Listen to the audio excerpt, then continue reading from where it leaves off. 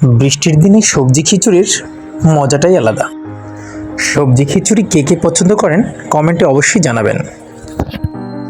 সুতরাং খিচুড়ি তৈরি করার জন্য যা দরকার, নিয়ে নিলাম গাজর, আলু, বরবটি, মিষ্টি কুমড়া। এরপর সবজিগুলোকে ভালোভাবে কেটে নিতে হবে। সবজিগুলো কাটার পরেই পরবর্তীতে পেঁয়াজ কুচি করে নিতে হবে।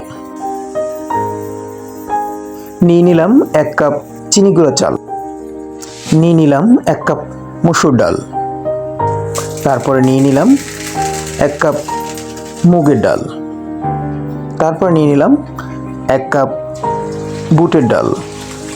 এরপর কেটে নেওয়া সবজিগুলোকে পরিষ্কার করে নেব। এরপর চাল ডালগুলো ভালোভাবে পরিষ্কার করে নেব।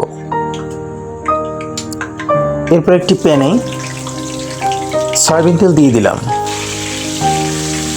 তেলটা গরম হয়ে আসলে পেঁয়াজ কুচি দিয়ে দিলাম, কিছু কাঁচামরিচ দিয়ে দিলাম এবং তেজপাতা দিয়ে দিলাম,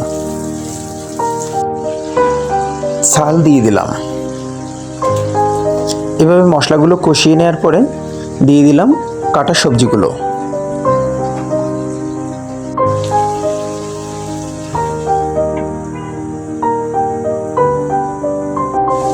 এরপরে সবজিগুলোকে ভালোভাবে কষিয়ে নিলাম।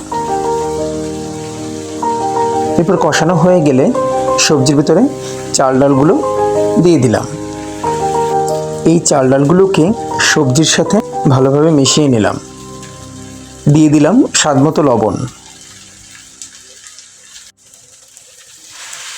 তারপর কিছুটা নাড়াচাড়া করে 3 কাপ পানি দিয়ে দিলাম।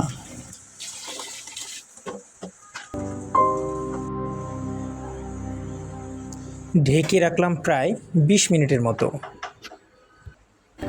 অবশেষে তৈরি হয়ে গেল আমাদের গরম গরম সবজি খিচুড়ি।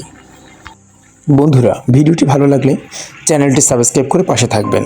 দেখা হবে নতুন কোনো ভিডিওতে। সে পর্যন্ত ভালো থাকুন, সুস্থ থাকুন। ধন্যবাদ।